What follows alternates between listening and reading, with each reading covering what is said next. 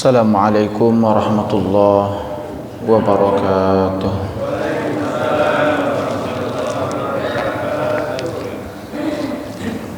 Innal hamdalillah nahmaduhu wa nasta'inuhu wa nastahdihi wa nastaghfiruhu wa natubu ilaihi.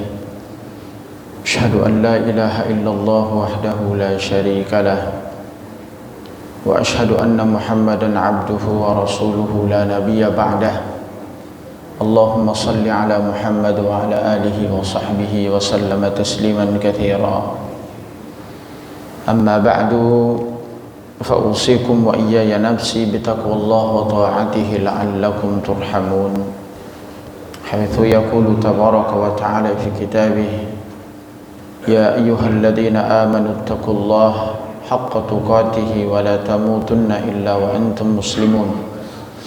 Wa qala ya ayyuhalladzina amanu taqullaha wa qulu qawlan sadida yuslih lakum a'malakum wa yaghfir lakum dhunubakum wa man yuti'illaha wa rasulahu faqad faza fawzan 'azima. Subhanaka la ilma lana illa ma 'allamtana innaka antal alimul hakim. Nas'aluka ya Rabb ilman nafi'an wa rizqan tayyiban wa 'amalan mutaqabbalan. Ma'asyiral muslimin wal muslimat wa zumratal mu'minin wal mu'minat, athabakumullah. Puji serta syukur mari senantiasa kita panjatkan kehadirat Allah Jalla wa Ala atas segala nikmat karunia-Nya. Hingga pada kesempatan pagi hari ini Allah berikan hidayah, taufik, inayah kepada kita semua untuk bisa melaksanakan ibadah salat subuh jamaah, dan kita lanjutkan untuk duduk sesaat bersama-sama mentadabburi ayat-ayat Allah. Besar harapan kita Allah senantiasa akan memberikan keberkahan pada kita semuanya. Salawat dan salam semoga tercurah limpahkan selalu kepada junjungan kita Nabi Muhammad sallallahu alaihi wasallam, kepada seluruh para sahabat, para pengikut-pengikut beliau ila yaumil qiyamah. Hadirin kaum muslimin dan muslimat, sebelum kita melanjutkan kajian di pagi ini, mari seperti biasa kita awali dengan membaca surah An-Naba dari ayat pertama sampai ayat terakhir. A'udzu billahi minasy syaithanir rajim. Bismillahirrahmanirrahim. Amma yatasaalun 'anin naba'il 'azim alladzi hum fihi mukhtalifun. Kalla saya'lamun thumma kalla saya'lamun. Alam naj'alil arda mihada wal jibala awtada wa khalaqnakum azwaja wa ja'alna nawmakum subata wa ja'alna al-layla libasa wa ja'alna an-nahara ma'asha wa banayna fawqakum sab'an shidada wa ja'alna sirajan wahaja wa anzalna minal mu'sirati ma'an thajjaja linukhrija bihi habban wa nabata wa jannatin alfafa.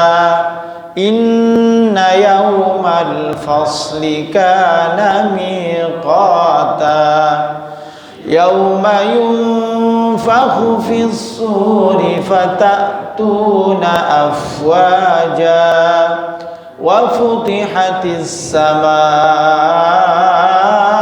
فكانت أبوابا وسيرت الجبال فكانت سرابا إن جهنم كانت مرصادا للطاغين مآبا لابثين فيها أحقابا لا يذوقون فيها بردا ولا شرابا إلا حميما وغساقا جزاء وفاقا إنهم كانوا لا يرجون حسابا وكذبوا بآياتنا كذابا وكل شيء أحصيناه كتابا فذوقوا فلن نزيدكم إلا عذابا إن للمتقين مفازا حدائق وأعنابا وكواعب أترابا وكأسا دهاقا لا يسمعون فيها لغوا ولا كذابا جزاء من ربك عطاء حسابا رب السماوات والأرض وما بينهما الرحمن لا يملكون منه خطابا يوم يقوم الروح والملائكة صفا لا يتكلمون إلا من أذن له الرحمن وقال صوابا ذلك اليوم الحق فمن شاء اتخذ إلى ربه مآبا إنا أنذرناكم عذابا قريبا يوم ينظر المرء ما قدمت يداه ويقول الكافر يا ليتني كنت ترابا. Al-Azim. Ma'asyiral muslimin wal muslimat, a'azzani wa a'azzakum Allah Subhanahu wa taala setelah mengabarkan kepada orang-orang kafir terkait pengetahuan dan kekuasaan Allah dalam mengetahui segala amal perbuatan manusia, dan Allah sudah menyiapkan dan menentukan dengan bijaksana dan maha adil terkait dengan ganjaran-ganjaran yang akan Allah berikan kepada setiap manusia tergantung pada amal perbuatan di dunianya. Maka Allah Subhanahu wa taala menyatakan kepada mereka para penduduk-penduduk neraka. Firman Allah Subhanahu wa taala yang termaktub di dalam surah An-Naba ayat yang ke-30, Allah menegaskan, "Fadzuku falan nazidakum illa 'adzaba."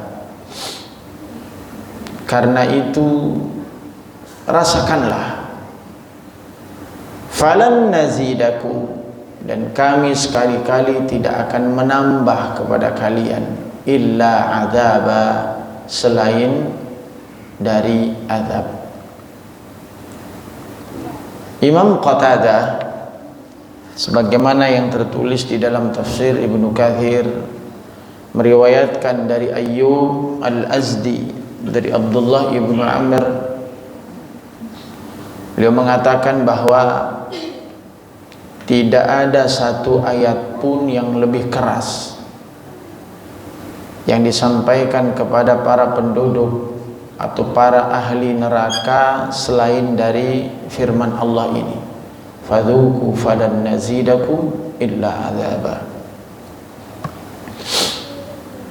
Bahwa mereka berada dalam tambahan azab selama-lamanya.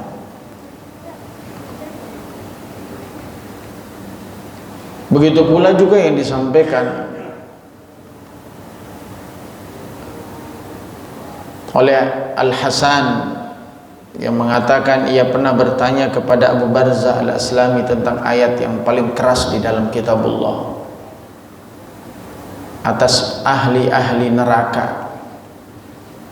Maka ia menjawab bahwa ia pernah mendengar Rasulullah SAW membacakan firman Allah surah An-Naba ayat 30, fadzuqu falan nazidakum illa adzaba.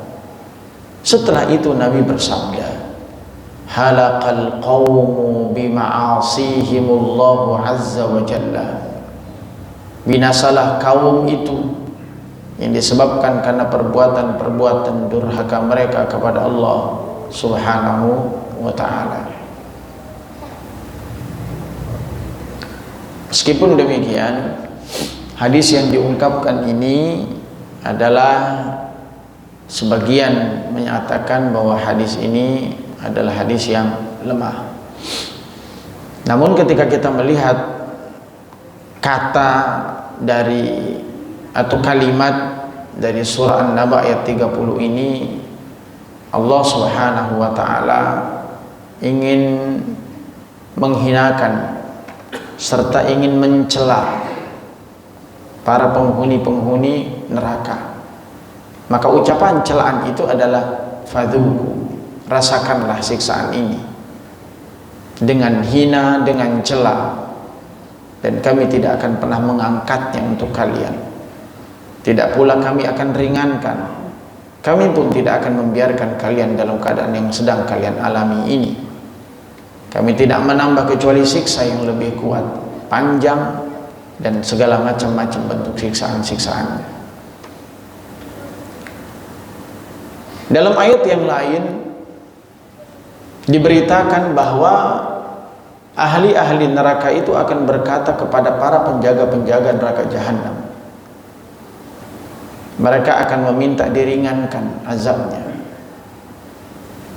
Dalam surah Ghafir ayat 49 Allah berfirman, ud'u rabbakum yukhaffif 'anna yawman minal 'adzab.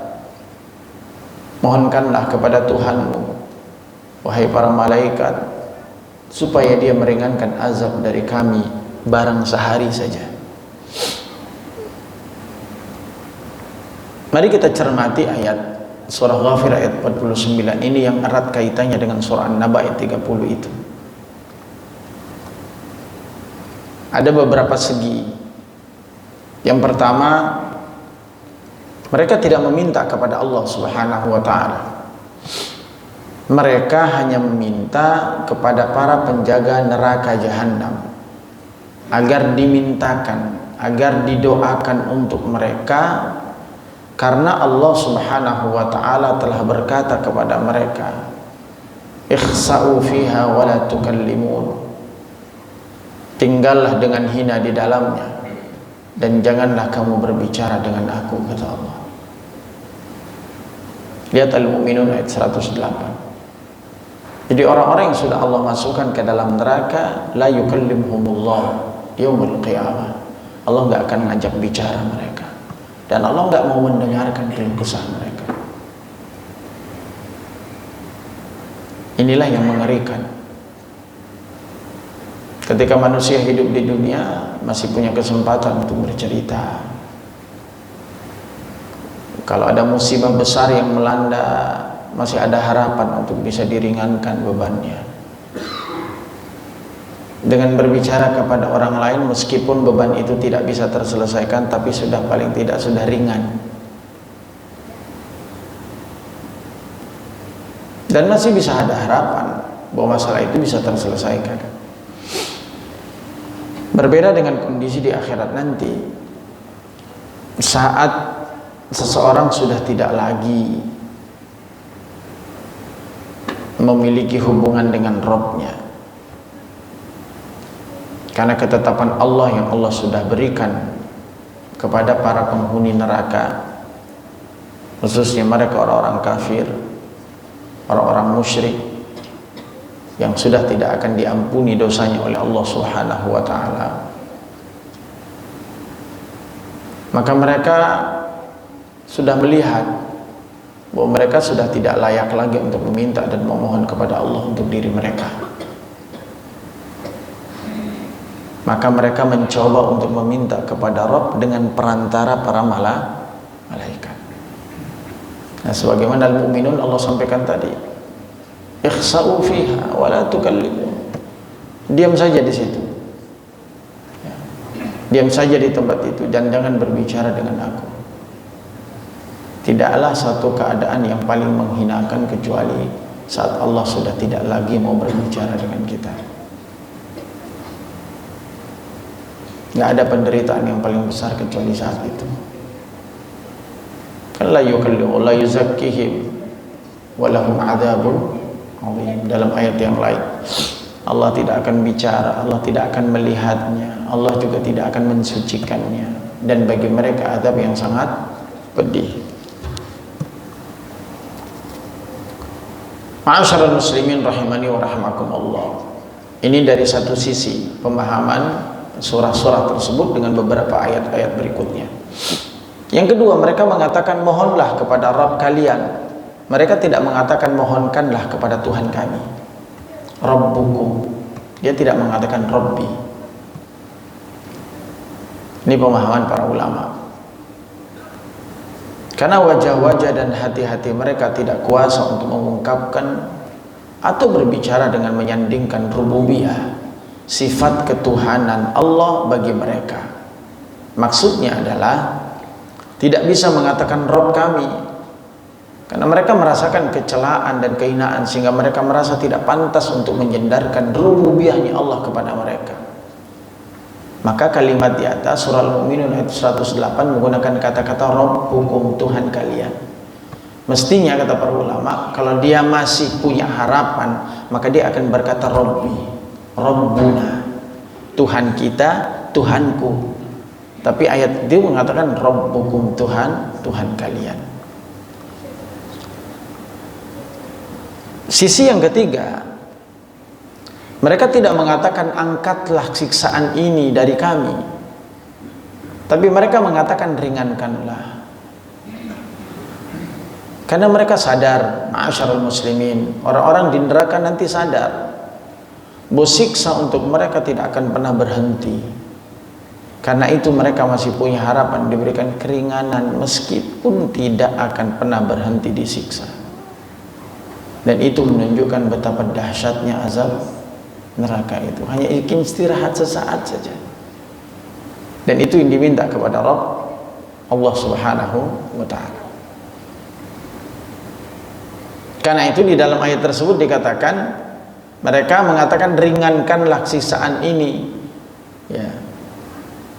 Selalu mereka tidak mengatakan ringankanlah siksaan ini selamanya atau angkat azab ini selamanya, enggak. Mereka hanya mengatakan sehari saja dari siksaan. Sehari saja, dengan demikian jelaslah bagaimana siksaan yang menimpa, kehinaan, celaan kepada mereka para penduduk api neraka. Dipertegas lagi dalam surah Asy-Syura ayat 45.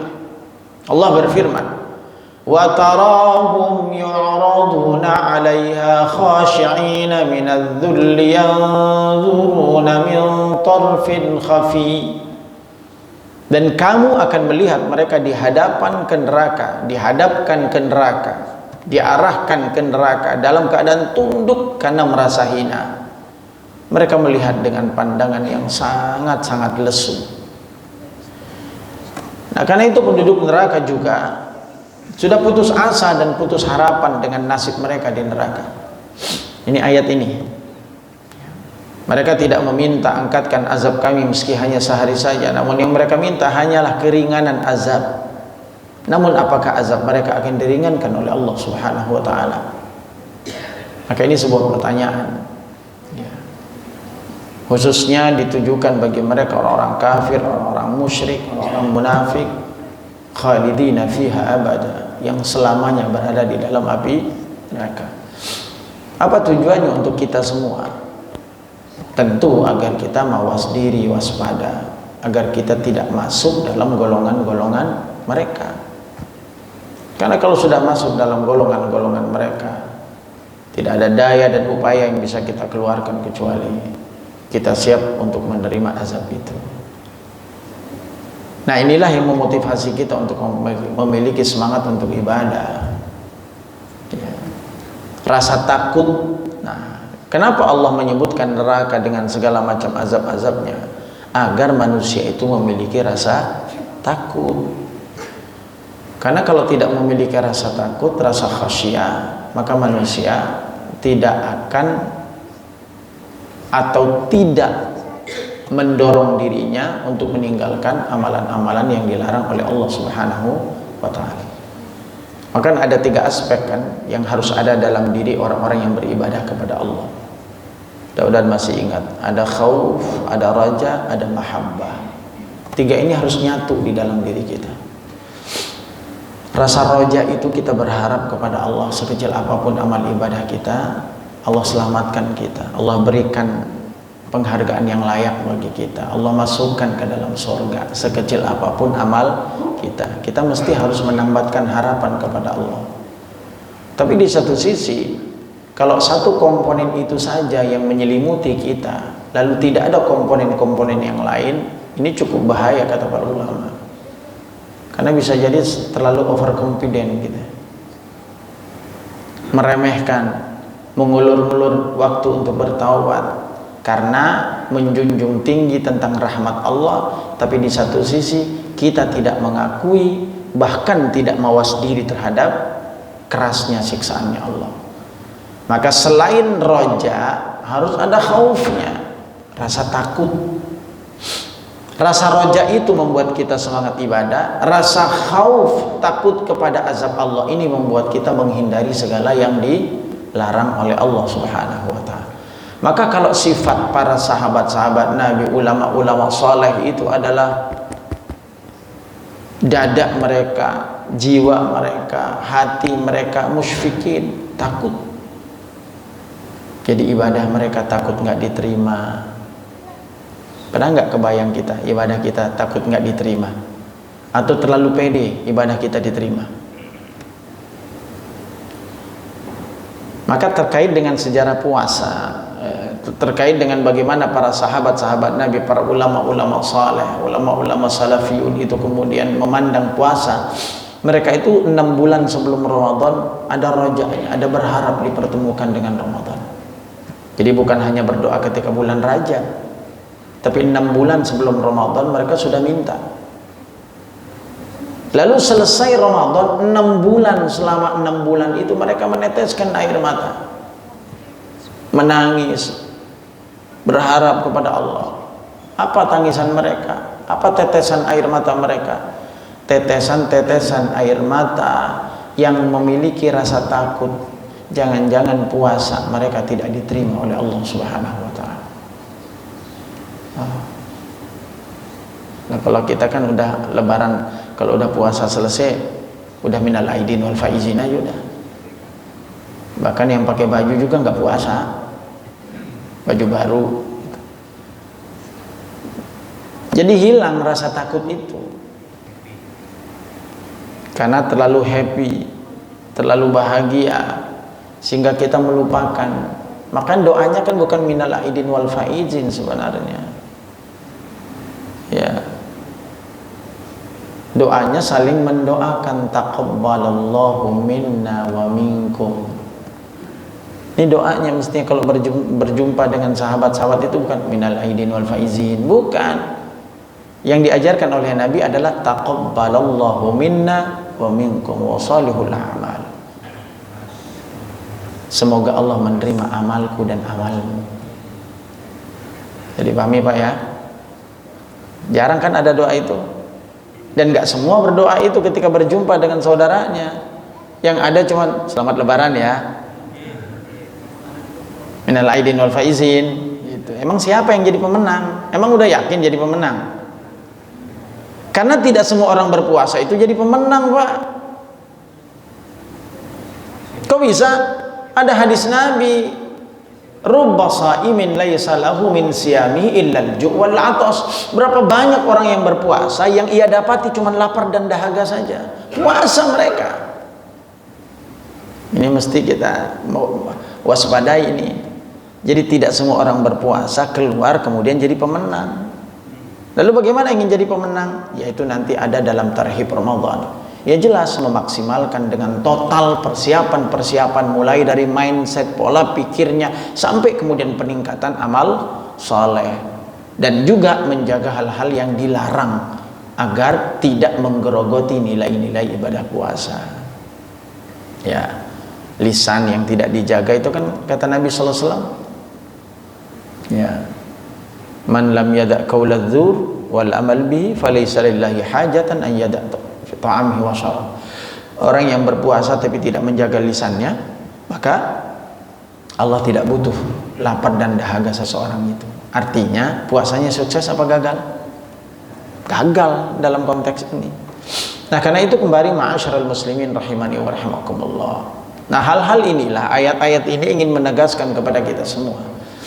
Ya, agar khauf roja itu ada dalam diri kita dan dibaluti satu lagi dengan mahabbah, dengan cinta, sehingga cinta itulah yang membuat ringan segala hal yang berat, dekat segala sesuatu yang jauh.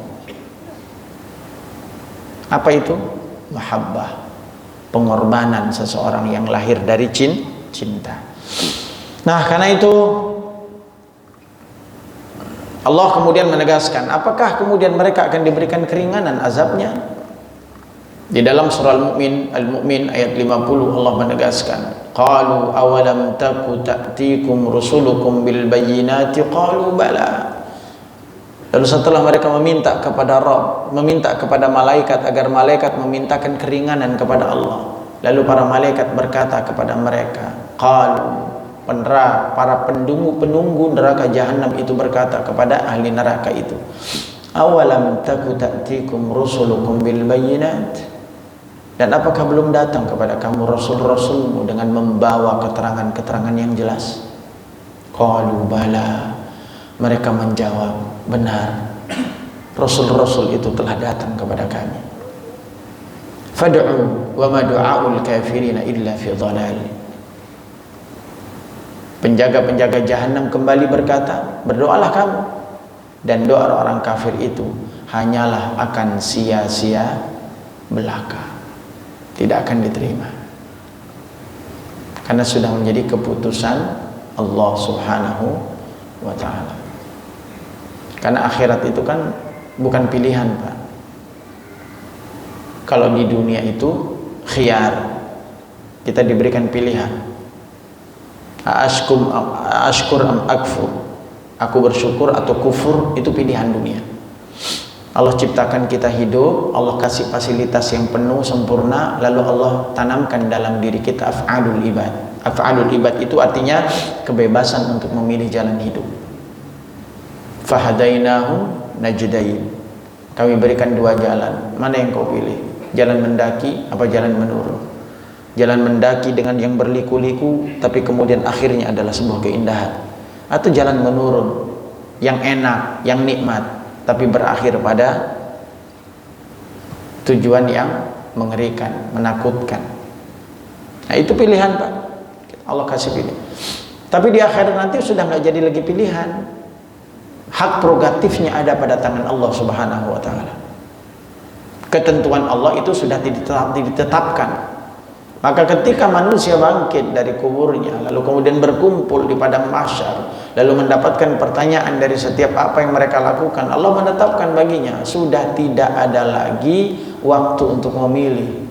Karena saat itu Allah sudah tetapkan bukunya masing-masing, dan Allah sudah tetapkan kemana manusia itu akan diarahkan, dihadapkan. Nah, secara umum terdapat 4 permintaan penghuni neraka di akhirat kelak. Apa permintaan mereka? Apa permohonan mereka? Apa harapan mereka? Mari kita lihat di dalam beberapa ayat-ayat Al-Quran. Jadi memohon kepada Allah agar dikembalikan ke dunia untuk beramal saleh. Ini permintaannya. Walau tara idh wuqifu 'alan nari faqalu ya laitana nuraddu wa la nukadziba bi ayati rabbina wa nakuna minal mu'minin. Dan jika kamu Muhammad melihat ketika mereka dihadapkan ke neraka lalu seraya mereka berkata, kiranya kami dikembalikan ke dunia dan tidak mendustakan ayat-ayat Tuhan kami, serta kami akan menjadi orang-orang yang beriman. Itu harapannya. Mereka pengen dikembalikan ya ke dunia. Itu intinya. Jadi kalau orang sudah meninggal dunia, itu ada penyesalan, Pak. Penyesalan itu akan dimulai dari sakaratul maut. Lalu kemudian sambung penyesalan di kuburnya hingga kemudian di akhirat nanti. Ya. Dan penyesalan-penyesalan itu lahir dalam diri mereka yang tidak akan pernah mungkin dikabulkan oleh Allah Subhanahu wa ta'ala. Dan tidak ada penyesalan yang lahir dalam diri mereka kecuali keinginan mereka itu adalah untuk kebaikan. Maka tidak ada penyesalan mereka karena belum menikmati materi yang mereka miliki. Mereka meminta agar mereka bisa menikmati kekayaan-kekayaannya di dunia, berharap untuk bertemu dengan si anu. Enggak. Jadi harapan orang-orang yang meninggal itu nanti mereka berharap meminta kepada Allah agar mereka dibangkitkan, dikembalikan ke dunia. Tujuannya apa? Amal salihan, untuk melakukan amal saleh. Dan inilah menjadi sebuah penegasan bahwa tidak ada yang paling berharga bagi kehidupan manusia kecuali amal solehnya. Cuma amal soleh saja. Kalau sudah meninggal, yang kita harapkan itu ya amal soleh itu yang akan menemani. Maka tidak ada yang paling setia, orang-orang yang mendampingi hidup kita sampai kemudian kita wafat kecuali amal soleh. Kalau yang lain itu hanya sesaat sifatnya, fana semua. Maka di dalam hadis riwayat Imam Bukhari dikatakan manusia itu akan diantar ke kuburannya oleh 3 hal. Oleh keluarganya, oleh hartanya, oleh amal solehnya. 2 yang akan kembali, wa yabqa wahid, dan 1 akan menetap. Apa yang akan kembali? Harta dan keluarganya. Keluarga kalau udah nganterin kita ke kuburan ya nggak bakal lama-lama, Pak. Udah bentar doang udah balik. Secinta-cintanya sama suami, ya kalau udah dikuburin menungguin apaan? Secinta-cintanya suami sama istri juga sama, Pak. Kalau udah dikuburin udah selesai urusannya, pulang. Ya tinggal sendiri dah di tempat yang gelap, tempat yang sempit, nggak ada keramaian, dengan ukuran yang sangat minim. Ya udah tinggal sendiri dah. Semua orang akan pergi ninggalin kita. Harta-harta yang kita punya juga nggak akan bisa kita nikmati kalau sudah meninggal dunia. Ya, semahal apapun rumah, semahal apapun mobil yang kita miliki udah stop sampai di situ, selesai urusan. Lalu siapa yang akan bersemayam bersama kita selama-lamanya? Amal soleh kita yang akan bersamai kita di kuburan kita dan kelak akan menjadi saksi di hadapan Allah. Minta dikeluarkan dari neraka. Rabbana akhrijna minha fa'in udna fa'inna zalimun. Dan itu semua pengakuan-pengakuan diri. Ya Tuhan, kami keluarkan kami darinya, kembalikan kami ke dunia. Jika kami masih juga kembali kepada kekafiran, sungguh kami adalah orang-orang yang zalim. Jadi janji-janji palsu, tapi janji nanti janji beneran di akhirat. Hanya saja sudah terlambat. Maka kalau pengen berjanji, pengen berubah ya di dunia. Ini kesempatannya. Jadi seburuk apapun kita di dunia masih ada kesempatan untuk berubah. Dan Allah membukakan pintu taubat selebar-lebarnya bagi siapapun yang ingin melakukan perubahan diri. Inabah ilallah, at-taubah ilallah, kembali kepada Allah, mengakui kesalahan kepada Allah. Jadi nggak usah pesimis. Selama masih ada nyawa dalam diri kita, ruh masih ada dalam tubuh kita, maka kesempatan untuk diampuni segala dosa-dosa itu masih terbuka lebar. Jangankan urusan pelaku dosa kecil, pelaku dosa besar aja masih diampuni. Salah satu dosa besar itu kan membunuh seseorang. Apa kurangnya Wahsy membunuh orang yang paling dicintai oleh Nabi, yaitu Hamzah bin Abdul Muttalib. Itu paman Nabi yang Masya Allah. Umar masih jauh masuk Islam. Hamzah paman Nabi itu sudah mendampingi Nabi SAW. Bukan hanya mengakui tentang kebenaran Nabi, tapi sudah berislam. Beda dengan Abu Thalib yang mendampingi Nabi, terus mendampingi Nabi dalam dakwahnya, tapi Allah belum berikan hidayah untuk menyatakan keislamannya. Tapi kalau Hamzah paman kandungnya Nabi itu sudah sejak awal menerima Islam, dan bukan hanya menerima tapi mendampingi Nabi, bahkan menjadi panglima perang dalam beberapa peperangan. Itu yang dibunuh oleh Wahsy. Betapa enggak sakitnya hati Nabi, paman yang dicintainya dibunuh. Bahkan menjijikkan kan dalam kisahnya perang Uhud itu, dibelah dadanya, hati dan jantungnya dimakan mentah-mentah oleh Hindu, istrinya Abu Sufyan. Ya. Maka dia merasa Wahsy itu kayaknya nggak diterima di taubatnya karena sudah terlalu berat dosanya. Yang dibunuh adalah salah seorang di antara orang yang dicintai oleh Nabi SAW. Tapi Allah kemudian menegaskan kepadanya, ya ibadi la taqnutu min rahmatillah. Wahai hambaku alladzi qad asrafu, yang mereka yang sudah melampaui batas, jangan pernah putus asa dari rahmat Allah. Coba lihat, Wahsy sekelas Wahsy, Allah turunkan ayat terkait dengan dirinya. Wahai hambaku yang telah melampaui batas, dikatakan melampaui batas, jangan berputus asa dari rahmat Allah. Belum lagi ditegaskan dalam hadis Riyadhus Shalihin, ada orang yang membunuh sampai 100. Pernah dengar hadisnya? Membunuh 99, dia tanya kepada seorang yang alim menurut dia, lalu kemudian diinformasikan bahwa kayaknya sulit dapat ampunan, dibunuh juga sama dia jadi 100. Tapi ternyata kemudian Allah berikan hidayah baginya. Ada orang yang bertemu dengannya lalu memberikan saran, intaliqu bin ardi kadza wa kadza, engkau tinggalkan daerah ini menuju daerah yang lain. Karena daerah tempat tinggalmu sekarang itu, mereka itu adalah orang-orang yang la ya'budun Allah, mereka enggak menyembah Allah. Sedangkan tempat yang akan kau tuju itu penduduknya adalah mereka orang-orang baik dan menyembah Allah. Maka ikuti mereka. Dia berangkat dari tempat itu dan dalam perjalanan meninggal dunia. Turun 2 malaikat, ada malaikatul rahmah, ada malaikatul adzab. Kata malaikatul adzab, ini udah pasti masuk neraka, udah 100 orang dibunuh kok. Tapi kata malaikatul rahmah, nanti dulu. Allah itu punya rahmah. Kita ukur jarak wafatnya dengan jarak rumah dan jarak yang akan dituju. Ternyata jarak itu mendekati tempat yang akan dituju, tempat hijrahnya. Maka asbab itulah diantaranya Allah turunkan ampunan baginya. Allah ampuni dosa-dosanya. Kenapa? Karena keseriusan seseorang itu untuk melakukan perubahan dalam dirinya. Nah, karena itu ma'asyiral muslimin rahimani wa rahimakumullah, ayat ini menegaskan mereka ingin dikeluarkan dari api neraka dengan janji-janjinya. Ya, tapi Allah mengatakan ikhsa'u fiha wa la tukallimun. Dah, kamu diam situ aja. Kamu enggak bicara dengan aku. Jangan berbicara dengan aku. Yang kedua yang minta untuk dibinasakan. Jadi ahli neraka yang sudah masuk neraka itu minta diwafatkan, minta dimatikan. Orang kalau sudah minta mati itu masalahnya apa? Udah frustasi, udah nggak ada harapan, udah.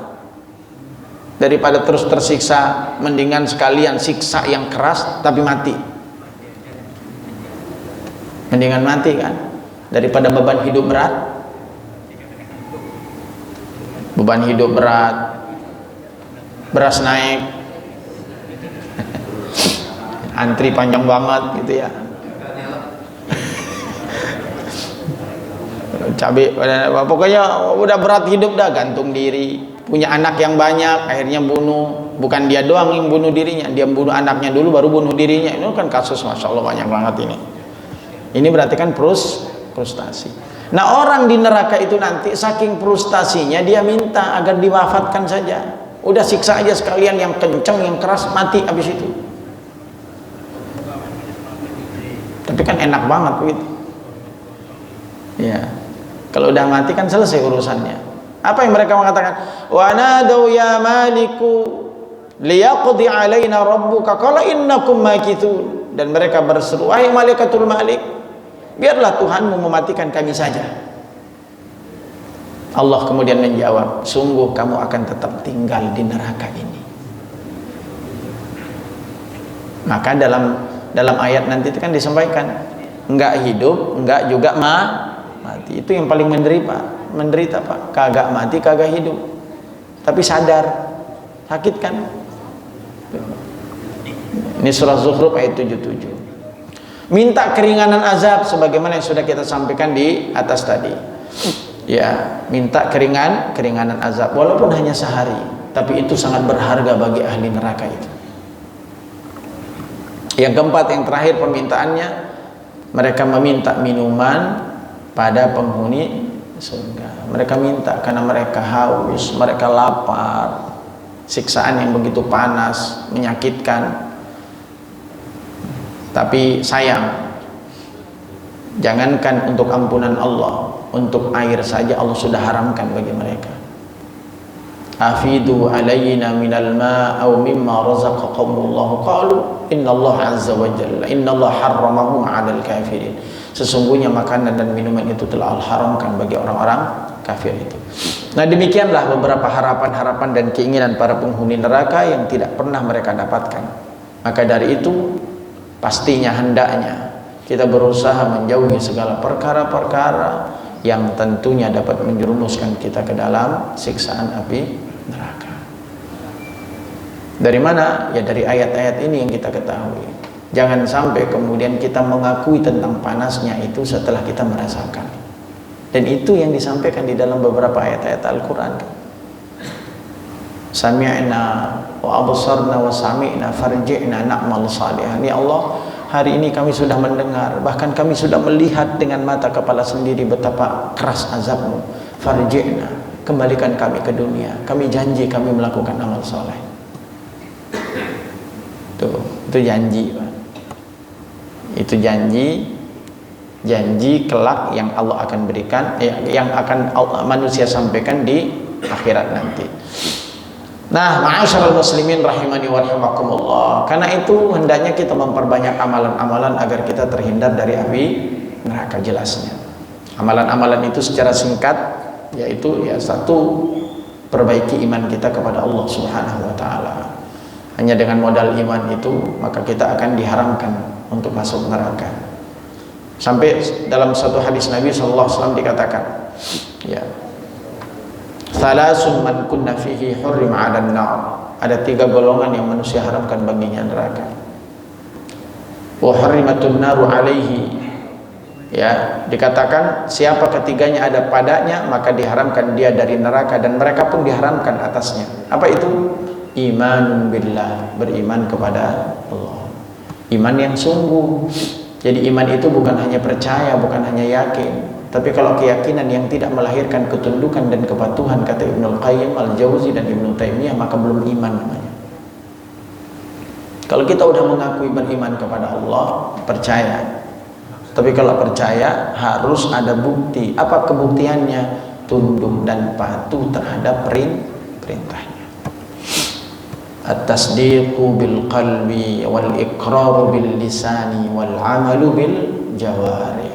Hati meyakini, lidah mengucapkan, tubuh membuktikan, mengimplementasikan nilai-nilai keyakinan tersebut. Lalu yang kedua siapa? Wa yulqa fin nari fayuhraqa habbu ilaihi min an yarji'a minal kufr. Wa hubbullah. Yang kedua adalah orang-orang yang mencintai Allah. Ya, mencintai Allah. Efek dari mencintai itu apa, Pak? Apa sih bukti cinta itu? Banyak menyebutnya. Ya. Idza ahabba syai'an katsura dzikruh, kata para ulama. Kalau orang mencintai sesuatu maka pasti banyak menyebutnya. Bapak kalau cinta anak di mana-mana nggak nyambung, kadang anak disebut aja udah. Padahal ngobrol mana-mana karena saking sayangnya bapaknya sama anaknya. Ya sama anak saya, masya Allah di Jakarta. Oh, padahal nggak ada yang nanya. Saking senangnya, itu namanya cinta. Jadi kasrul dzikr, banyak menyebut. Dan yang paling penting dari situ adalah pengorbanan. Itu cinta. Yang ketiga, orang yang tidak diharamkan baginya neraka adalah wa yulqa fin nari fayuhraqa habu ilahi min an yarji'a fil kufur. Yang ketiga adalah bagi mereka orang-orang yang dia dilemparkan ke api hingga membakarnya, hal itu jauh lebih dia senangi daripada dia kembali kepada kekafiran. Nah, Bapak sekalian, kemudian tidak menyekutukan Allah. Ini juga kuncinya agar kita tidak masuk ke dalam neraka. Amal mungkin tidak banyak, ya, tapi dengan bermodalkan iman dan tidak menyekutukan Allah, ada harapan bagi kita untuk Allah selamatkan dari api neraka. Ya. Kemudian yang berikutnya, menjaga sholat 5 waktu. Ini penting. Tentunya dengan berjamaah bagi laki-laki maupun perempuan. Dan tambah lagi di dalam dalil-dalilnya melaksanakannya di masjid atau di mushola terdekat. Saya nggak bacakan hadisnya karena terlalu panjang. Menjaga sholat sunnah, khususnya kata Nabi SAW, ada sunnah yang Nabi tidak tinggalkan. Apa itu? Sholat sunnah 4 rakaat sebelum zuhur. Kata Nabi, man hafadha 4 rakaatin qabla dzurri. Ya. Di antaranya barang siapa yang menjaga 4 rakaat sebelum zuhur, Allah haramkan baginya siksaan api neraka. Maka ada 12 sunnah rawatib yang Nabi tidak tinggalkan, disebut dengan sunnah muakkadah. Apa itu sunnah muakkadah? 12 rakaat. 2 rakaat sebelum subuh, 4 rakaat sebelum zuhur, 2 rakaat setelah zuhur, 2 rakaat setelah maghrib, dan 2 rakaat setelah isya. Jadi 12 rakaat. Itu sunnah muakkadah. Selain itu sunnah ghairu muakkadah. Kemudian banyak berdoa untuk dijauhkan dari api neraka. Man istajara minan nari 3 marratin qalat an-nar Allahumma ajirhu minan nar. Dan barang siapa yang memohon perlindungan dari neraka, Allahumma ajirna minan nar, Allahumma ajirna minan nar, Allahumma ajirna minan nar, maka neraka akan berkata kepadanya, ya Allah, lindungilah dia dari neraka. Berikutnya kata para ulama, menangis karena takut Allah Subhanahu wa ta'ala. Menangis karena takut kepada Allah, menangisi akan dosa kita. Maka dikatakan dalam hadis riwayat Tirmidzi, hurmatin naru ala ainin dumi'at aw bakat min khasyatillah wa hurmatin nar ala ainin sahrat fi sabilillah. 2 mata yang tidaklah akan disentuh api neraka adalah apa? 1, mata yang menangis karena takut kepada Allah, dan kedua, mata yang terjaga dalam perang sabilillah. Artinya perang ini tidak selamanya kemudian mengangkat senjata, tapi terus terjaga untuk mengabdikan diri kepada Allah dengan memperbanyak amal saleh. Kemudian berjuang di jalan Allah juga sama, dan beramal saleh dengan banyak menyedekahi harta-harta yang dimilikinya. Nah, ini beberapa amalan-amalan yang bisa dilakukan. Satu dalil, satu doa yang sering diamalkan oleh Nabi. Kalau mau diamalkan silahkan. Nabi SAW berdoa, Allahumma inni a'udzubika min adzabil qabri wa min adzabi jahannam wa min fitnatil mahya wal mamat wa min syarri fitnatil masihid. Dan inilah yang dibaca oleh Nabi di akhir tahiyat. Maka masukkan Pak, kalau selama ini cuma sampai sholawat saja, tambahin dengan doa ini. Allahumma inni a'udzubika min adzabil qabri wa min adzabi jahannam wa min fitnatil mahya wal mamat wa min syarri fitnatil masihid dajjal. Ya Allah, aku berlindung kepadamu dari azab kubur. Aku berlindung kepadamu dari azab neraka jahannam. Aku berlindung darimu dari fitnah hidup dan mati, dan aku berlindung darimu dari keburukan fitnah Masih ad-Dajjal. Nah, ini doa yang diamalkan oleh Nabi. Maka insya Allah dengan rasa takut yang tumbuh dalam diri kita, mudah-mudahan ini menjadi motivasi bagi kita untuk memperbanyak amal saleh, untuk meninggalkan kemaksiatan kepada Allah Subhanahu wa Ta'ala.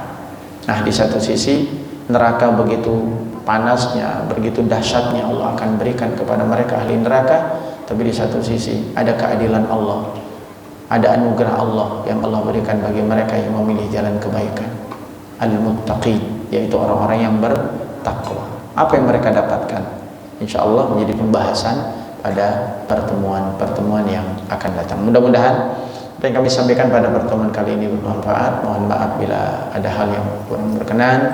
Jazakumullah ala husni istima'atikum wa syukran. Dan kita tutup dengan subhanakallahumma wa bihamdika asyhadu an la ilaha illa anta astaghfiruka wa atubu ilaik. Wassalamualaikum warahmatullahi wabarakatuh.